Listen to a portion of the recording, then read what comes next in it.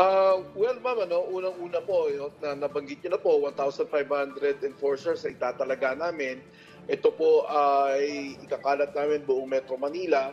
Even though na ang traffic management po sa near and around cemeteries are the primary responsibility ng mga local government, tutulong po kami sa mga main thoroughfares, mga intersections na kung saan critical na baka tumukod ang traffic sa iba't ibang parte ng Metro Manila.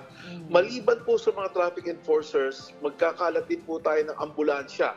Ito po yung mga miyembro ng ating road emergency group para po kung magkaroon ng sakuna habang while we are observing undas, meron po magre-responde ng mga ambulansya. Pangalawa po dito, pag nagkaroon ng aksidente sa kalsada, yung mga nakaharang dyan, yung mga babalandra, meron po tayong sapat na mga tauhan para alisin itong mga nakabalandra na to at maitabi at mailagay sa impounding.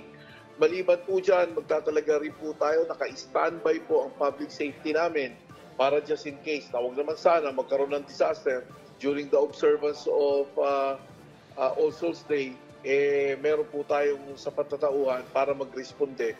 Kasama po niyan yung mga miyembro ng flood control para katulad nito, biglang umuulan, magkaroon ng habagat, magkaroon ng bagyo, meron po tayong sapat na tao na magmamanto, tatao ng mga pumping stations natin at saka ng mga flood mitigating equipments natin para madaling humupa ang baha just in case na magkaroon po ng matinding tag.